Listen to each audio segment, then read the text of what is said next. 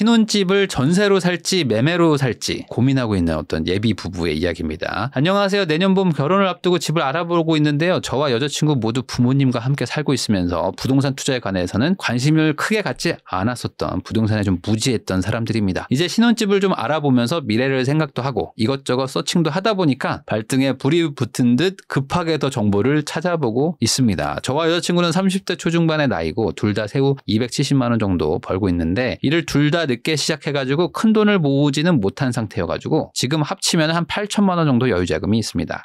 적금 같은 게 묶여있는 돈이 이제 내년 초중순에 마무리가 되는데 그러면 한 3천만 원 정도가 추가로 됩니다. 합계 1억 1천이죠. 결혼 전에 집을 구하기 위해서 전세 매물을 보러 다니고 있는데 경기 수도권이고 저는 서울로 출퇴근을 하고 있어가지고 저희가 살고 있는 지역, 그러니까 지금 뭐 수도권 쪽이신 것 같아요. 이쪽에 집을 얻으려고 하는데 1기 신도시라서 구축 아파트가 많이 있습니다. 그곳에 저희가 2억 3천만 원 정도의 전셋집을 얻으려고 하는데 당연히 지금 돈이 부족하시니까 디딤돌 대출도 뭐 받아가지고 그러니까 그 전세 대출 받아가지고 전세 이자는 한 30만 원 초반 정도 나올 것 같습니다. 현금 8천에 월 30짜리 8천에 30짜리를 들어가려고 하시는 거죠. 그런데 전세 매물을 본 아파트가는 대부분 3억 5천만 원 정도더라고요. 그러면 이거 생애 최초 대출 받아가지고 한 80% 대출 받으면 이거 살 수도 있겠는데? 라는 생각이 들었습니다. 처음에는 전세를 살다가 청약을 노리는 형태만을 생각하다가 이게 거의 뭐 신혼부부가 생각하는 거의 기본 형태인 거죠. 그러다가 유튜브 등 정보를 보다 보니까 그것만은 아닌 것 같아가지고 문의를 남깁니다. 정말 고민이 많이 되네요. 향후 1, 2년 정도는 매매에 신중해야 한다는 정보도 많이 접하고 나니 일단 2년은 전세 살면서 저축 열심히 하고 있다가 2년 후를 노려야 할지 지금 대출을 많이 받아서 매매를 할지 고민입니다. 이런 사연입니다. 사실 이런 그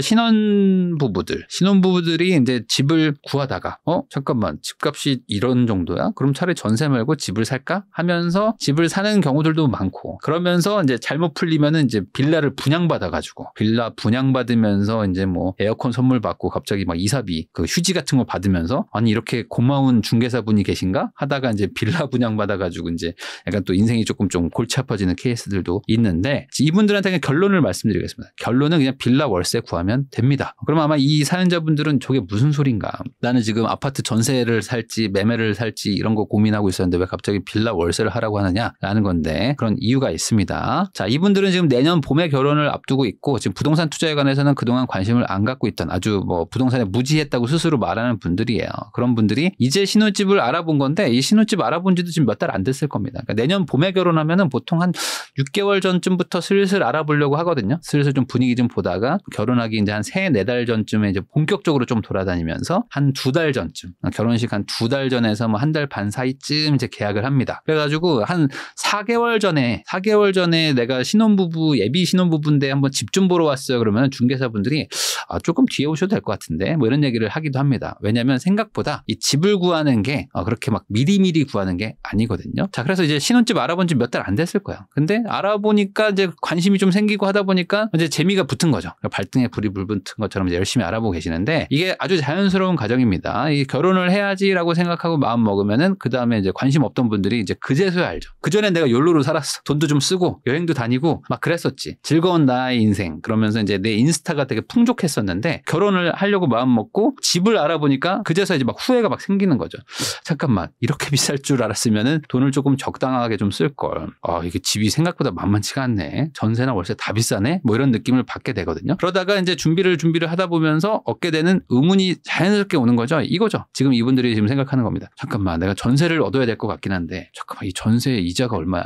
이러면은 차라리 집을 대출 받아가지고 그냥 여기 들어가 사는 게 낫지 않나? 집값이 오를 수도 있고 이런 생각들을 하게 됩니다. 이게 거의 기초 코스입니다. 그러다 보면 어떻게 되죠? 내가 알고 있는 인풋과 정보로는 답이 안 나와. 그러니까 고민이 되는 거죠. 답이 안 나오기 때문에 고민이 됩니다. 그래서 제가 답을 드렸습니다. 빌라 월세 가라고. 빌라 월세 가시면 됩니다. 그럼 아마 이 대답을 들으면 바로 이런 생각이 들으실 거예요. 빌라는 조금 그렇다. 아니 뭐 여자친구가 좀 싫어해요. 뭐 남자친구가 좀 싫어해요. 좀 이건 좀 별로인 것 같고 저희는 아파트를 좀 좋아하는데요. 라는 대답을 하실 텐데 그럼 아파트 전세를 가시면 되는 거죠. 그럼 아파트 전세를 간다. 이것도 뭐 못하는 선택은 아닌데 이 선택을 하면 이제 바로 이런 생각이 들게 됩니다. 그랬다가 오르면 어떡하죠? 잠깐만요. 집이 어느 정도 바닥을 찍고 올라간다는 얘기가 있는데 이거 지금 전세 한번 살다가 집값이 오르면 저희는 조금 잘못된 선택을 하는 거 아닐까요? 그냥 집 사는 게 좋지 않을까요? 라는 반응이 나오게 됩니다. 그러면 저는 이제 똑같이 말을 하겠죠. 그러면 지금 대출 받아가지고 집을 사실 수도 있으니까 아파트 매수하시는 것도 한번 고민을 해보시죠. 라고 말을 하면 당연히 또 이런 반응이 나옵니다.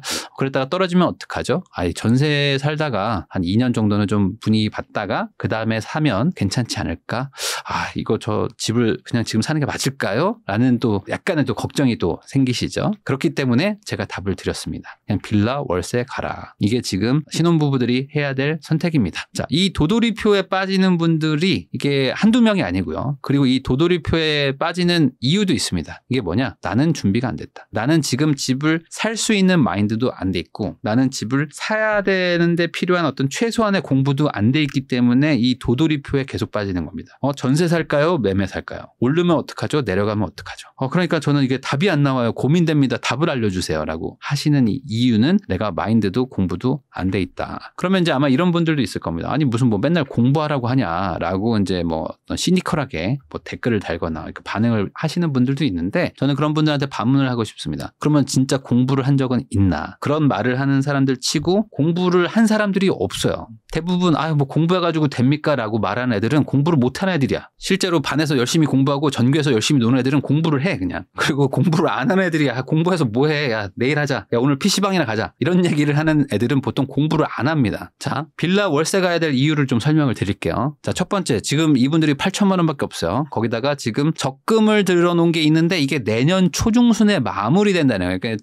조금씩 이제 돈이 뭐 만기가 되나 봐요. 그래가지고 마무리되면은 3천만 원 정도가 추가가 돼요. 그러니까 한마디로 지금 내년 초중순이면 지금부터 6개월 뒤에요. 그러니까 반년 뒤에나 자금이 풀리기 때문에 지금 내년 봄에 결혼을 할 때보다 그 결혼한 이후에 현금이 더 많아진다. 그러니까 지금 내가 급하게 무언가 집을 살 필요는 없는 거죠. 8천만 원 가지고 집을 사는 거랑 1억 1천을 가지고 집을 사는 거는 완전히 다른 얘기가 됩니다. 자, 거기다 이런 내용도 있어요. 저는 30대 초중반의 나이고 둘 다 세후 270만 원 정도를 법니다. 일을 둘 다 늦게 시작해서 큰 돈을 못 모았어요. 라고 얘기를 해주셨는데 지금 이 부부뿐만 아니라 시청자분들도 이제 객관적으로 좀 보셔야 됩니다. 지금 상황을 좀 객관적으로 보면요. 이분들이 남들보다 지금 늦게 일을 하셨다고 했잖아요. 그러니까 돈을 상대적으로 못 모았어요. 근데 다른 사람들은 조금 더 일찍 취업을 해가지고 돈을 좀 더 많이 모았단 말이죠. 근데 남들처럼 살 수는 없잖아요. 내가 남들과는 조금 다르다면 시작도 남들과 다르게 해야 되는 거죠. 그러니까 이걸 좀 객관화를 할 필요가 있습니다. 남들보다 어쨌든 늦게 돈을 모은 것도 맞고 물론 뭐 돈이 아예 없으신 건 아니지만 그리고 남들만큼 하고 싶은 마음도 알죠. 전세로 아파트를 얻거나 내 집 마련해가지고 인테리어도 꾸미고 살면 얼마나 좋아요. 남들한테 말하기도 좋고. 그렇지만 남들과는 좀 다르게 살고 싶으시다면 시작을 좀 다르게 하는 게 좋다. 그러니까 저는 빌라 월세를 시작을 해라. 왜 그러냐? 이 경기 수도권이고 1기 신도시 쪽에 지금 집을 얻으시려고 하시는 것 같은데 이 1기 신도시는 보면 구축 아파트도 많습니다. 뭐 1기 신도시가 분당만 있는 게 아니고 뭐 다른 1기 신도시들 가보면은 구축 아파트도 많아서 아파트가 또 싸요. 그러니까 한 뭐 3억, 4억짜리 아파트들도 있어요. 근데 그런 동네에 빌라는 얼마나 싸겠냐고.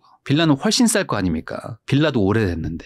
그러니까 내가 1기 신도시에서 만약에 신혼집을 차릴 수 있다. 근데 여기서 내가 만약에 빌라로 가겠다는 마음만 먹으면 아주 상대적으로 저렴하게 주거를 해결할 수가 있다. 그래서 이 신혼부부들은 무조건 수입을 2배로 벌 수 있는 거잖아요. 어쨌든 둘이 각자 벌다가 하나로 합치니까 소득이 2배가 되는데 지출은 반으로 줄일 수가 있습니다. 집값도 줄이고 식료품비도 줄이고 식비도 줄이고 데이트 비용도 막 줄이면 지출이 반 이하로 줄죠. 그러니까 소득은 늘고 지출이 줄어드니까 이때가 정말 황금기인데 이때 남들처럼 챙길 거 다 챙기고 집도 꾸밀 거 다 꾸미고 신혼여행도 좋은 거 다 가고 그 가전들도 좋은 거 다 사가지고 시작해야지 라고 생각을 하지만 않으면 결과가 달라질 수가 있습니다. 그냥 아파트 사서 살면 안 될까요? 라고 생각하시는 분들도 있고 아마 사연자분도 그렇게 생각을 하실 수도 있어요. 그러면 그렇게 하고 싶으면 해도 됩니다. 근데 문제가 있습니다. 뭐냐? 최근 몇 년 동안 집값이 막 오를 때는 그냥 아무거나 사도 됐어요. 사실상 대세 상승기가 있었기 때문에 내가 요만큼 올라요 아니면 이만큼 올라요 라는 플러스가 커요 플러스가 작아요를 가지고 고민을 했기 때문에 뭐 우선 뭐 사도 막 올랐었습니다. 근데 지금은 아무거나 사도 오르는 시절은 지금 종료가 된 상태입니다. 그러니까 지금은 잘 골라서 사야 돼요. 잘 골라서 사도 이게 쉽게 안 오를 수도 있어요. 쉽게 잘 안 오를 수도 있고 대충 고르면 진짜 손해를 볼 수도 있고 이런 지금 구간에 왔습니다. 요즘에 뭐 집값이 뭐 강보합이니 뭐 약간 올라요, 뭐 약간 떨어져요, 뭐 이런 얘기들 하잖아요. 그러니까 연평균 1%가 만약에 오른다고 칩시다. 연평균 1%가 오른다는 게 어떤 의미인지 잘 모르시는 분들이 있어요. 이게 뭐냐면 연평균 1% 상승한다는 게 전국에 있는 아파트, 뭐 아니면 어떤 도시에 있는 아파트가 다 올라가지고 다 1%씩 오르는 걸까라고 생각하는 분들이 있단 말이죠. 아니다. 평균 1%라는 거는 오르는 것도 있고 내리는 것도 있어가지고 합쳐가지고 1%라는 거죠. 그러니까 내가 오르는 걸 사면 1%가 아니라 더 오르기도 하고, 반대로 내가 내리는 걸 사면은 남들은 1% 뭐 올랐다고 하는데 내 것만 뭐 5% 10%가 빠질 수가 있는 거죠. 한마디로 잘못 사면은 내리는 물건 살 확률도 아주 높은 시기가 지금 같은 시기입니다. 예전에 한 몇 년 전에 뭐 연평균 10% 오를 때 연평균 15%가 오르는 시절도 있었어요. 이럴 때는 뭘까요? 하락 물건을 사기가 쉽지가 않아요. 그러니까 나도 벌고 옆에 애도 벌고 다 버는데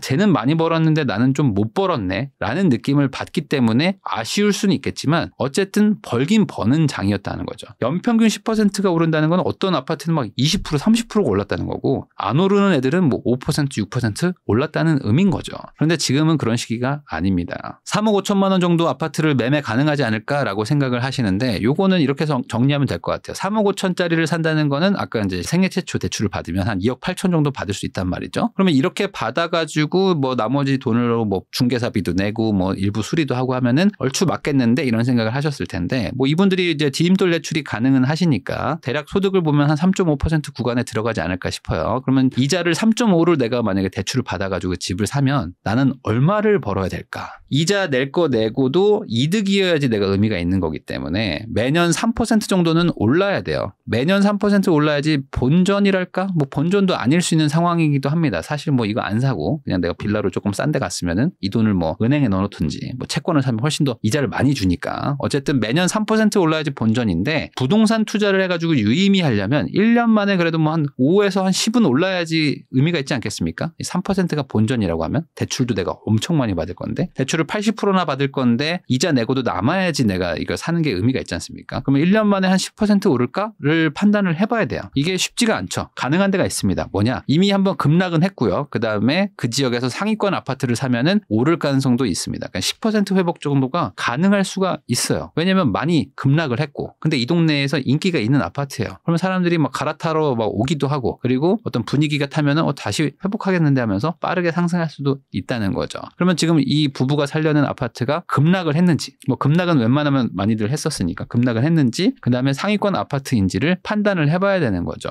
자, 그러면 급락한 거야 어차피 그래프 보면 찾을 수 있는데 상위권 아파트인지는 어떻게 하는가? 이 동네에서 우리 아파트 내가 사고 싶은 게 상위권인지 아닌지 어떻게 알죠? 이거는 스스로에게 질문해 보면 됩니다. 이 두 가지 중에 내 아파트는 어디에 해당이 될 것인가? 이 아파트 딱 보니까 한 10년 살아도 좋을 것 같아. 와, 여기는 뭐 구조도 좋고 아파트도 뭐 살기 좋고 주변 인프라도 괜찮아. 그래가지고 우리가 뭐 애는 없지만 지금 여기서 살면서 애도 낳고 찬찬히 키워가면서 그냥 정착하면서 살자라는 느낌이 들면 상위권 아파트고요. 2번, 여기는 좀 살기는 좀 좋진 않다. 그리고 이제 뭐 오래 살 동네는 아닌 것 같다. 한 3, 4년 정도 살다가 뭐 애 낳고 조금 크면은 뭐 이사 가든지, 아니면 뭐 여기는 학군이 별로 안 좋으니까 조금 있다가 애가 좀 학교 들어갈 때쯤 되면 뭐 이사 가든지, 뭐 이런 식의 반응이라면 2번이겠죠. 이 중에서 1번이면 상위권이고 2번이면 상위권이 아닐 가능성이 높습니다. 내가 사고 싶은 집은 어떤 집인지 한번 스스로에게 한번 질문해 보시면 좋을 것 같아요. 자, 지금 집 사는 게 되게 어렵거든요. 그런 이유가 있습니다. 뭐냐? 이미 괜찮은 집들 있죠. 그러니까 아까 말한 상위권 집들, 이런 집들을 회복을 해버렸어요. 좀 빠지기도 빠졌는데 그 상위권이다 보니까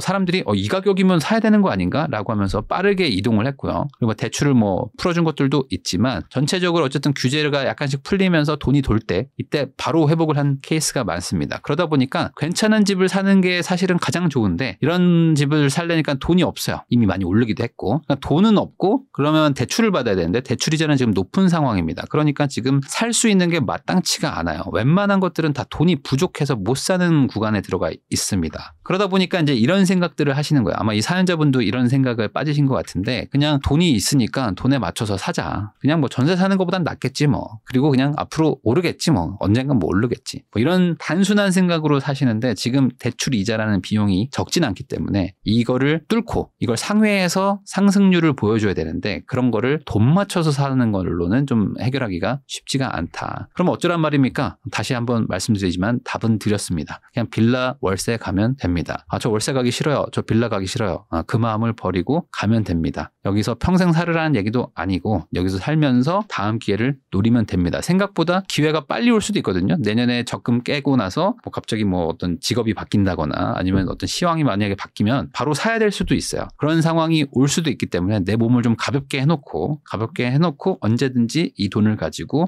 집을 살 수 있는 그런 준비는 해놔야 된다. 그리고 돈이 들어올 반년 지날 때까지는 이제 공부를 하면서 내가 뭘 사야 될지를 한번 차근차근 따져볼 필요가 있습니다. 사실 이 부동산 투자가 어렵다고 생각하시는 분들은 되게 어렵게 느껴지시겠지만 단순히 그냥 한 채 사는 거 있죠. 그냥 내가 한 채 사가지고 뭐 정 안 되면 제가 들어서 살죠 뭐. 약간 이런 마인드를 가지고 투자하는 거는 엄청난 공부가 필요한 게 아닙니다. 이게 더 중요한 게 아니고요. 공부보다도 뭐 사람을 상대하는 방법이라거나 중개사분들한테 가서 뭐 휘둘리지 않는 거 뭐 이런 거를 배우는 게 훨씬 더 중요한 거지. 이 어떤 이론 공부는 별거 없어요. 내가 좋은 집을 볼 줄 모르는 사람들이 아니거든요. 웬만하면 내가 다 좋은 집들 볼 수 있거든요. 그래서 이건 조금의 공부만 하면은 한 채 정도 사는 거는 가능합니다. 그러니까 지금부터 돈 열심히 모으시고 괜히 좀 허례허식에 돈을 쓰지 마시고 정말 필요한 거에만 결혼 준비하시면서 최대한 좀 돈을 세이브 해가지고 물건 고르는 눈도 같이 키워가면은 조만간 좋은 기회가 있을 겁니다. 잘 모르겠는데 돈은 벌고 싶어요. 그리고 마음이 급합니다. 지금 이분들의 마인드인 거죠.